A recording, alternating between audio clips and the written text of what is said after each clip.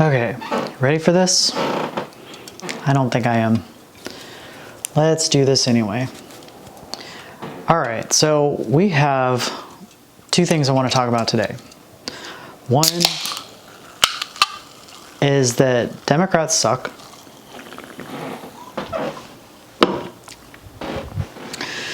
And the other is ICE being lack of training, is that the problem? Okay, so I've seen a lot of people talking about ICE. It's because they're untrained. They're hiring all these ding-dong people that don't know what they're doing, and that's why they're out there, you know, cracking skulls, and that's why people are getting hurt, and people are getting shot and whatnot.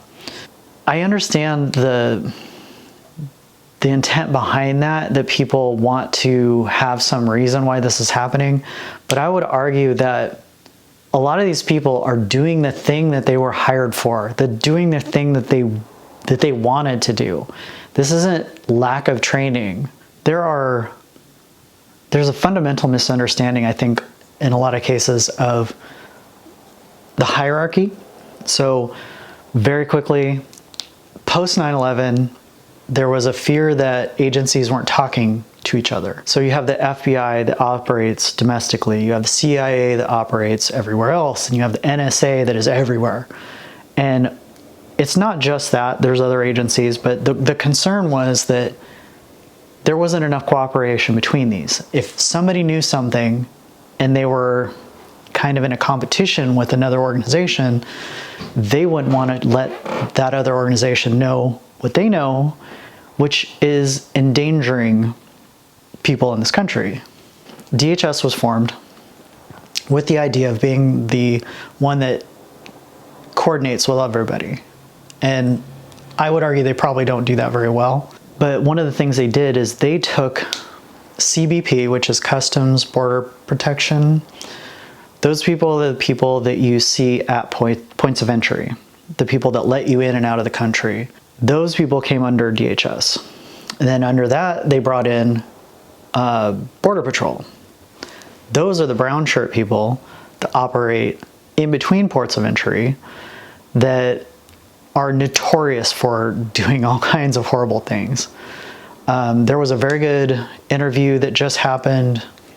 Francesca Fiorentini, the Bituation Room, she interviewed Jen Budd, who used to be Border Patrol. And in that, she talks about the culture of Border Patrol in particular, and the kinds of things that they would do, the ways they would cover things up, and the way that there was very little accountability. And the reason this is important is because ICE hasn't been hitting the numbers that the ghoul in charge, Stephen Miller, has put forward. They haven't been able to hit the numbers that he wants. So what they've done is taken leadership from ICE in different positions and started putting in people from Border Patrol, the more aggressive group. So you have this kind of a takeover, and that is one of the reasons why they've been more aggressive. ICE has been more aggressive. In Minneapolis, it's not just ICE that's operating there. And if you look at the patches, they may cover their face, they may cover their badges and any identifying markers. A lot of them still have the patches on their shoulders, and often they'll have patches on the rear of their little tactical vests. So in that you see a lot of DHS, which is the overarching group in charge. And those people, some of them are legit law enforcement that go after people for federal crimes, for sex crimes, for crimes against children and things that are truly horrific. They're pulling them off of those cases to come in to do this protest crackdown. And a lot of this, this comes in kind of in sort of a harmony with the militarization of domestic police. A lot of the police departments you see, if you look at them like now versus 30 years ago, they're all full tactical vests and they are getting equipment from the military. So a lot of police departments from larger cities have Bearcats and MRAPs and things that there's just no reason a police department needs, but you know, we have all that stuff out there and it's cheap, so you might as well use it. Which is really interesting because Tim Walz decided to bring up the National Guard and just keep them ready because he's talking about deploying them to protect people. Cool. They grabbed a bunch of high visible vests in order to differentiate themselves from DHS, ICE, local police. Imagine for a second needing to, you as a fully actual military force, you need to differentiate yourself from local and federal law enforcement. That is wild that it's hard to tell people from the actual military from people that are supposed to be doing law enforcement. It says a lot about where we are. It says a lot about the attitude of the people that are doing this crowd control enforcement. And now you're seeing people responding to the shootings, and even Border Patrol and some of these other agencies, you've seen them on camera saying things like, haven't you learned your lesson? Didn't you see what happened when people got uppity? You know, you see them saying word for word, did you not see that? And implying that if you keep doing this, if you try to do your First Amendment rights and speak out, maybe you get shot too.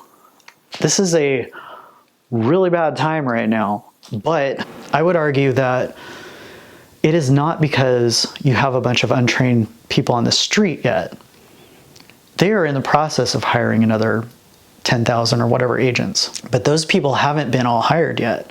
A lot of the people that you've seen do the shootings and do the shooting people in the head with rubber bullets, shooting people in the face with pepper spray, all of those kind of things, if you look, most of those people are either Border Patrol or they're ICE, or most likely people have been around a while. These are not untrained people doing things just because they're scared and they don't know what to do. These are people that have been trained to do exactly the things they're doing, especially Border Patrol. Like, the actual way that you use rubber bullets is you are advised to shoot them at the ground, and they skip up and hit your shins or your legs. Hurts like a mother, but specifically is why these are less lethal munitions. Pepper spray, same thing. It's supposed to be a deterrent. It's not supposed to be sprayed directly into people's faces or into people's cars. When you throw a flashbang or a pepper ball grenade into people's cars, you're containing it in such a way that it is so much more damaging than it needs to be and it was designed to be. But you're seeing all those things happen. These are not accidents. These are not people that don't know that this is not how you use this equipment. This is people that understand what they're doing, and they're doing exactly what they're told. Not only are they told, but they're told that they have absolute immunity by people like Stephen Miller.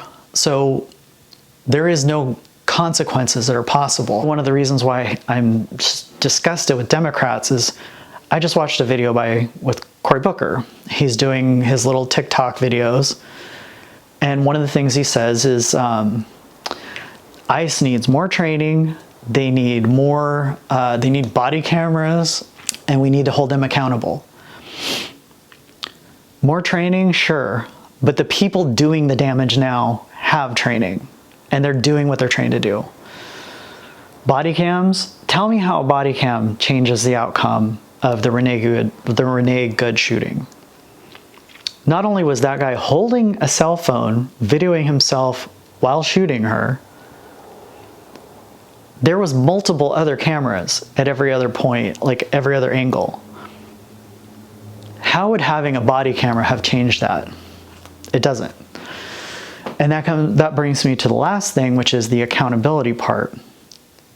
If you are walking down the street and a city, state, sheriff, police, any sort of local law enforcement hops out, punches you right in the face, and then gets back in their car and drives away.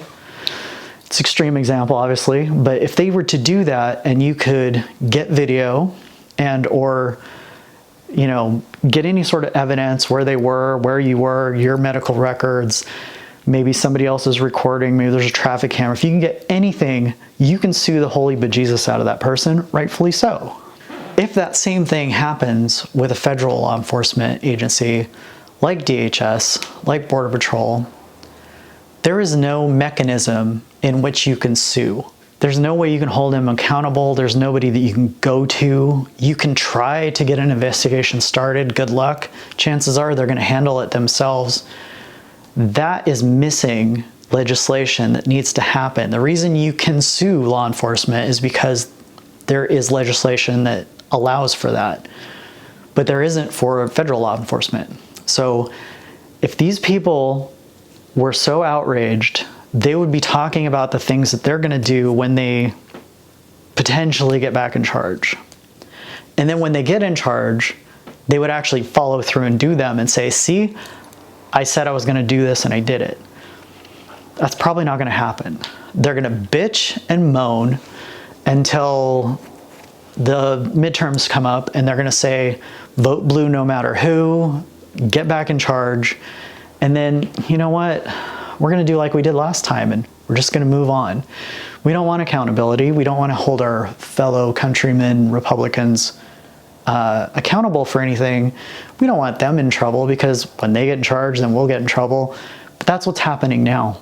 There is more that needs to happen than just talk by especially Congress people. He can do videos and say things like that. Great. I can do videos, you know what? But I can't pass laws. That's their job. I can't hold people accountable. I can't have congressional hearings and all these things that they could do once they get back in charge. But they don't seem to be interested in actually doing them when they have the power.